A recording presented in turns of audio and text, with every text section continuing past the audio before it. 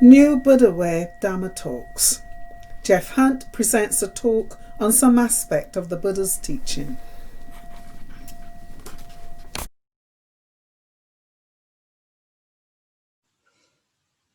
Well, good morning, everyone. We have our usual talk. I hope the talks are helpful. Put us on a train of thought which is fruitful. What is really important is that you take your awareness into everyday life and the little things of everyday life. Today I'm going to talk about blocking and unblocking the path, which in the Pali Canon is known as the 5 hindrances. Hindrances to what? Hindrances to following the path, that is, to meditation. Now, why do we have 25-30 minutes of concentration meditation at the beginning of this session? Well, because that is what we're doing. We are unblocking the mind. We're trying to free the mind of all the odds and ends that are hanging onto it. And you will see for yourself that the mind is very busy. Not only is it busy, it's pretty chaotic. And every so often it has a moment of self-reference, looks at itself and says, why am I doing this? Why don't I do what I was told to do? The mind is very clever and it has very clever ways of escaping from meditating. So 5 hindrances, or nivarana, in English we could also translate it as difficulties, obstacles, delay, what delays us, and resistance. Well, of course, it is a fact, and it is quite natural that there is resistance doing meditation, because we're taking on a lifetime of mental habits. So it's not going to be particularly easy, but if you do it little by little over a long period of time, you will see for yourself differences in yourself compared with the past. So what are the 5 hindrances? Well, first of all, I want to think of it, as I often do, in terms of a metaphor. And that is, many of us in the middle-class Western world have too much stuff. We just accumulate stuff. We buy more and more. And I see this happening in my own household. And some of us actually slip into a kind of mental illness, which you might call hoarding. So, to use a blunt word, more and more junk appears in the house. Electronic gadgets that don't work anymore, but we don't know what to do with them, so we just push them in a box, put them in a box or a drawer. And over time, that heap of odds and ends becomes a blockage. And if it becomes an illness, people collect so much stuff that they can't get through one door to another. So this is a serious matter now, when we can't actually move due to all the junk that we have. You can see how this is a metaphor for the human mind. It does accumulate a lot of junk, mental junk, over the years, and we don't know very often how to deal with it, how to get rid of it, or perhaps just how to ignore it. There are many tactics for dealing with it, some of which we've discussed before. But it's useful to think in terms of, well, what is the nature of these blockages, this hoarding that the mind does? Well, the Buddha set out, well, or probably his followers actually, set out the 5 hindrances. Here we are with the numbers again, but don't take them too seriously. There are not 5 hindrances, there are 6, there are 7, there are 8, there are 108, right? But you're just learning to spot them by getting to know your own mind.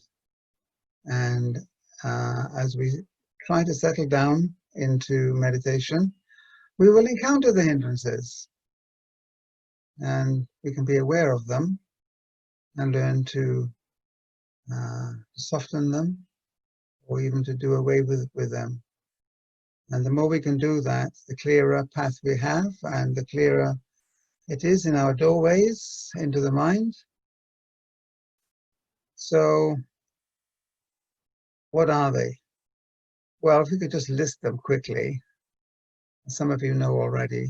Desire, ill will, laziness, worrying, and doubt.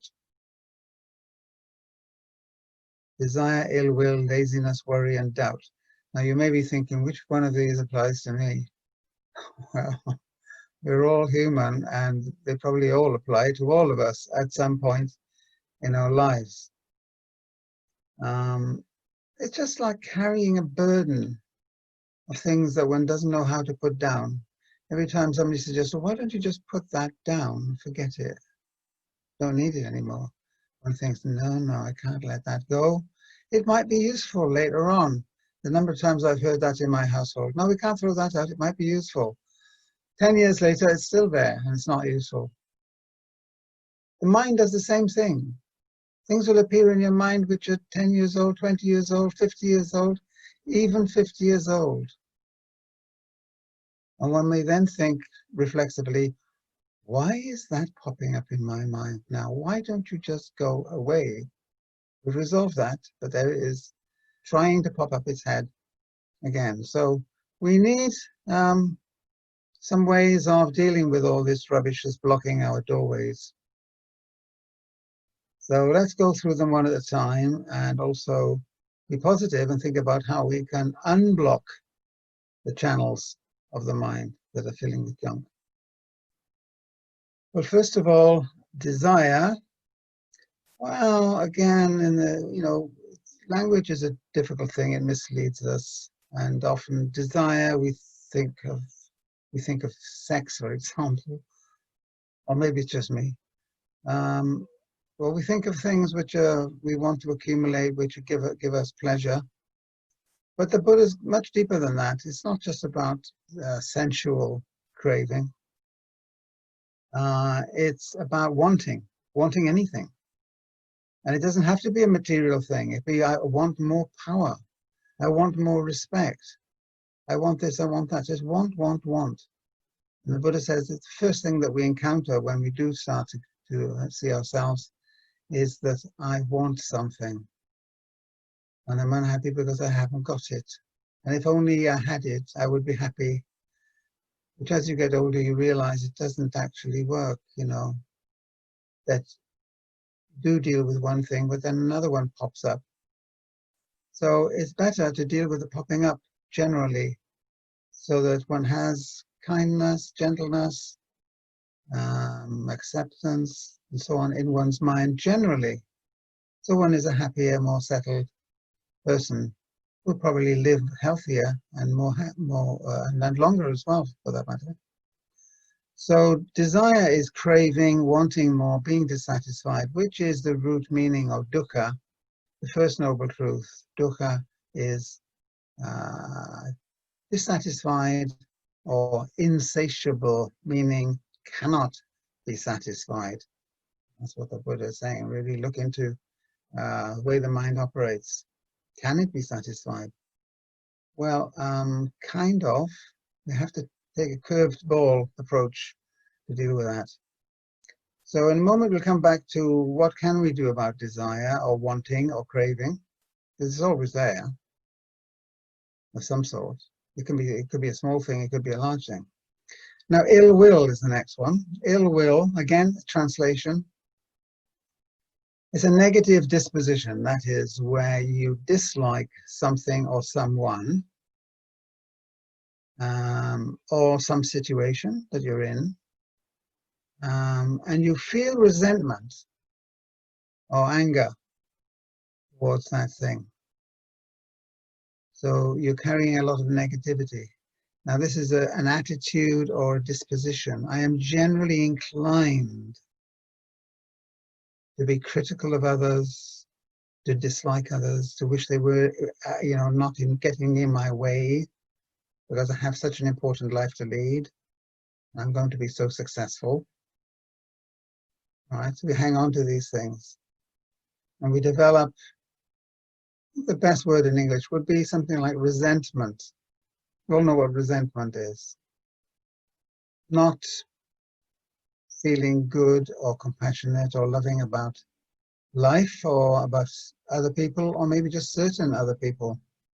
How do we deal with that? There's often quite a bit of that going on in our minds. It's very human. Then there's what is often translated as laziness.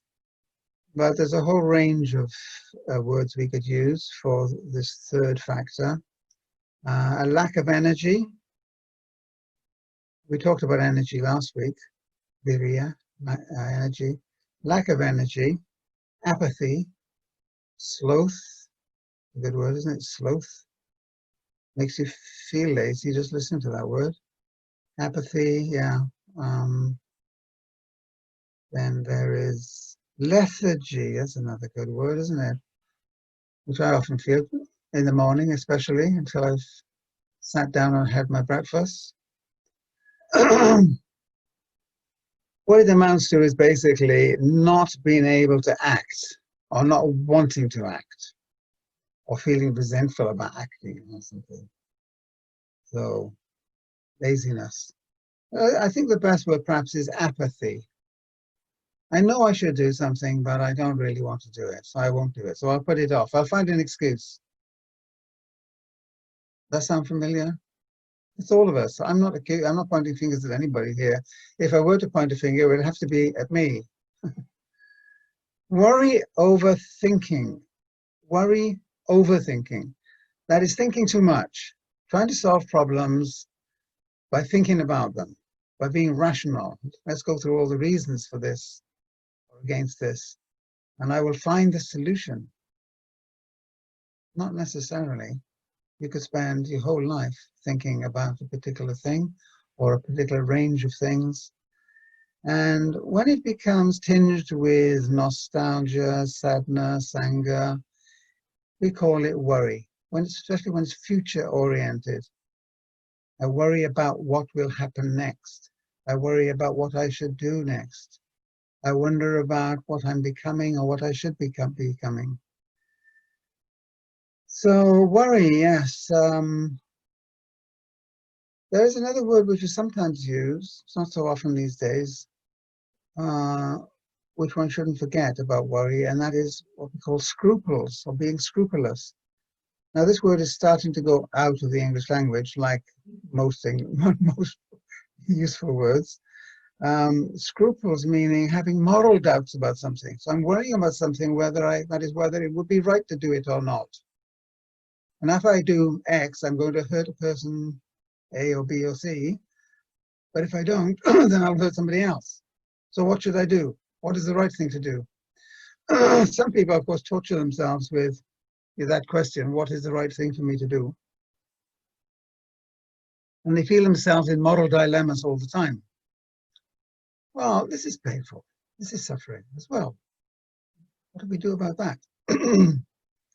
So, a new word is coming into our vocabulary, I think, which is overthinking, over-thinking, thinking too much, just based on the idea that somehow, if I think this through, I will resolve the problem. It just doesn't work generally. Well, it will work occasionally, of course, don't want to exaggerate. But a lot of the time, especially when it's becoming painful, it is not actually working. One has to come at it from a different angle. So that's worry. And then finally, there's doubt. Other words for doubt: skepticism, uncertainty, dilemma. And of course, this can become doubt about the path itself. We could doubt about the Dharma, or doubt about what the Buddha was teaching, or doubt about whether that whole approach, why don't I just make money? That's easy, isn't it? And then I start doubting other things that clash with that. So doubt is a disease, really, of the mind. because it blocks us, it stops us from going sometimes in a fruitful direction. Because if we start telling ourselves, no, that's not the way everybody else is going, I should be going the way everybody else is going, even if I know it's wrong. It's sad, isn't it? No wonder the human race gets itself in such a mess. When we see other people doing certain things, we think, well, if they're doing it, why can't I do it? Making a lot of money or having a lot of power over others must be the right thing because everybody seems to be doing it. So doubt is very pernicious. Now, we've got 5 hindrances there. Are there only 5? I don't think the Buddha meant to say there are only 5. His mind would have to be very closed and narrow for him to think of that. He's giving us examples. He wants us to think about blockages generally. What is getting in the way of our having some peace in our minds, compassion for the suffering of others, and some wisdom in the things that we decide to do or not to do. So other hindrances. What about pain? Physical pain. Some of us suffer serious physical pain almost every day. Mental pain. What about feeling guilty about something or other? Like carrying a big sack of coals around with one about things that happened in the past or that one feels that one should not have done. So guilt can be a blockage.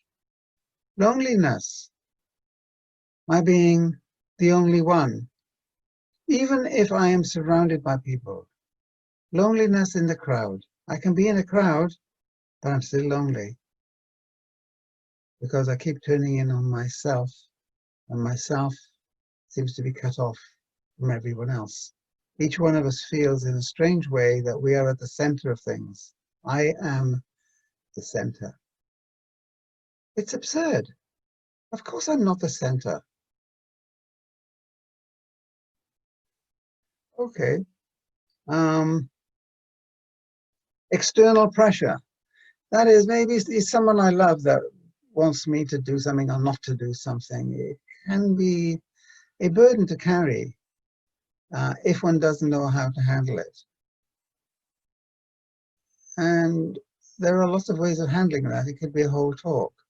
Dealing with external pressure, pressure from others, especially people in one's immediate family or friendships, wanting you to do something or be something that you're not. I mean, that's a lifelong task, isn't it? Trying to change somebody into somebody else. May as well not bother and accept them as they are. That would stop some of the pain to start with. And not argue about everything. Just don't talk. The greatest solution very often when you're being pressured, don't answer. Simple, but it does work because I know from my own experience.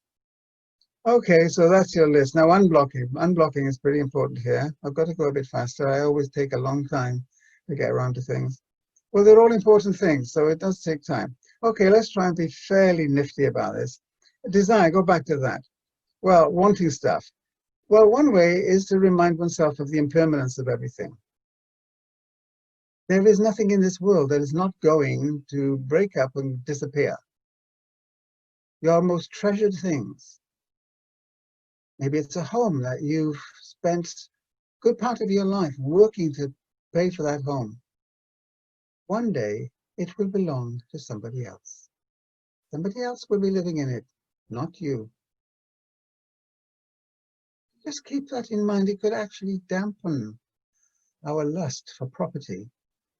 You know, I have to work on it as well. And we as lay people, we have to work on it under external pressure very often, which makes it a bit more difficult.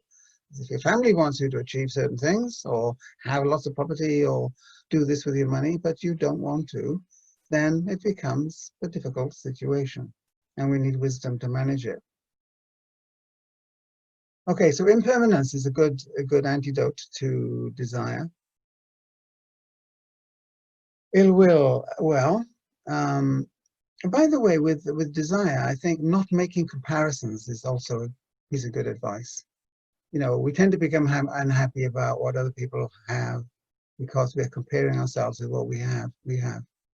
So we think, I want that. This is what everybody's having, so I'm going to get it as well. You know, one needs some independence and freedom of mind to go the right way. Okay, ill will, you know, this negative disposition.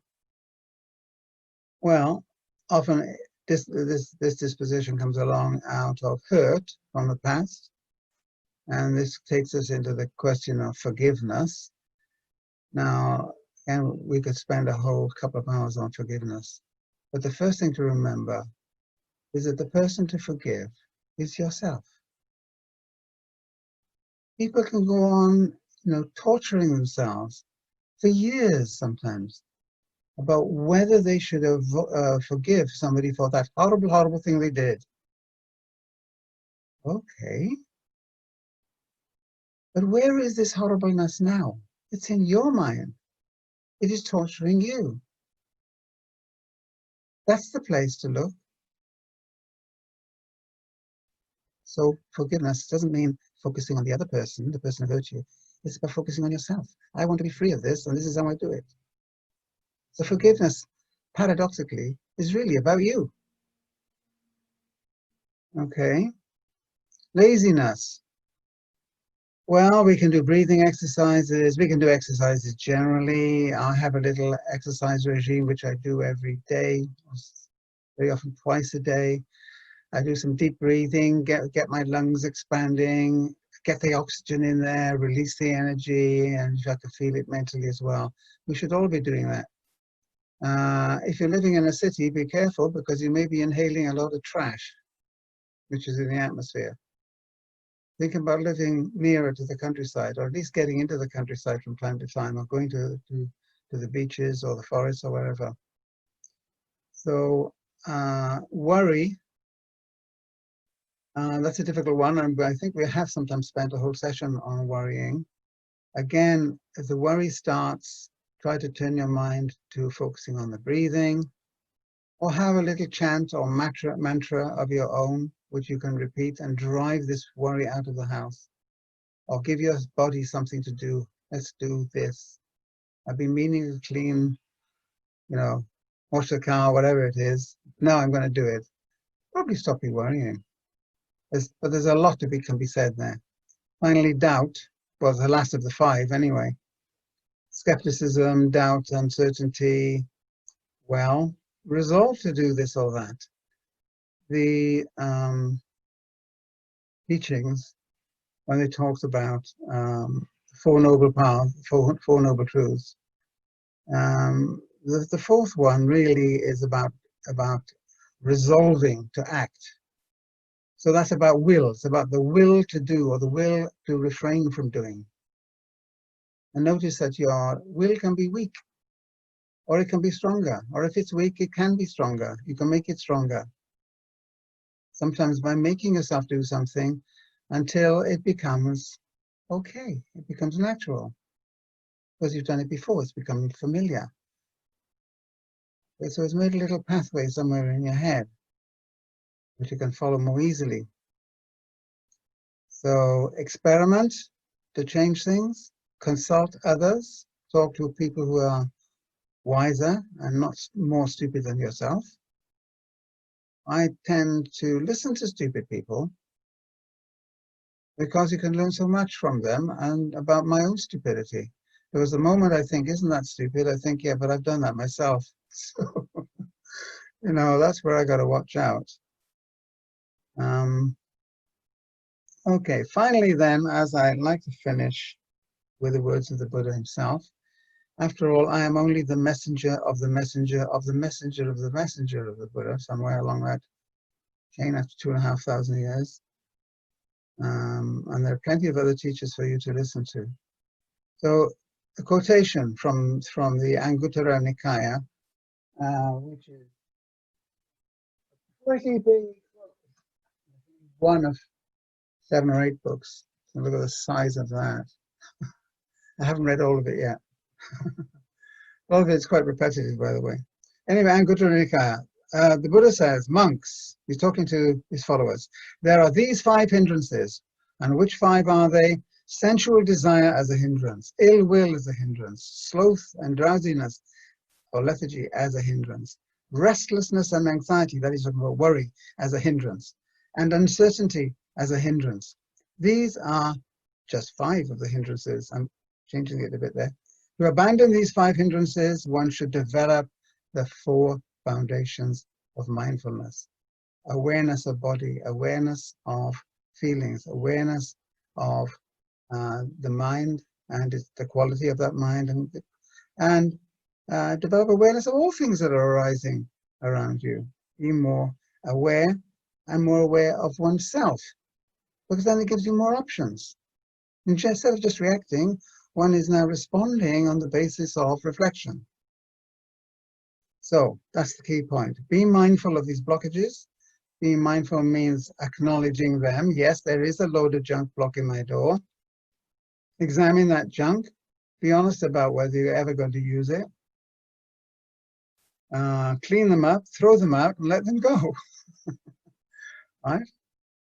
So in many ways, the 5 hindrances captures the whole of the large chunk of the path. It's rather negative in the sense that it's talking about what's in the way. But what is uplifting?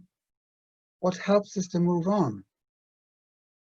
Peace, compassion, wisdom, kindliness towards others, towards all living creatures.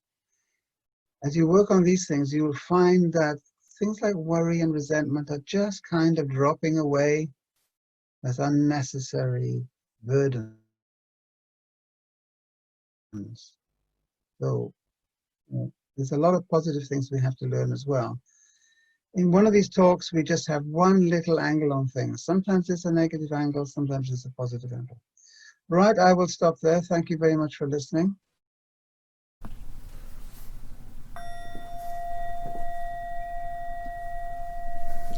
New Buddha Way lets go of East and West and starts afresh in the life we have now. For more information, visit www.newbuddhaway.org.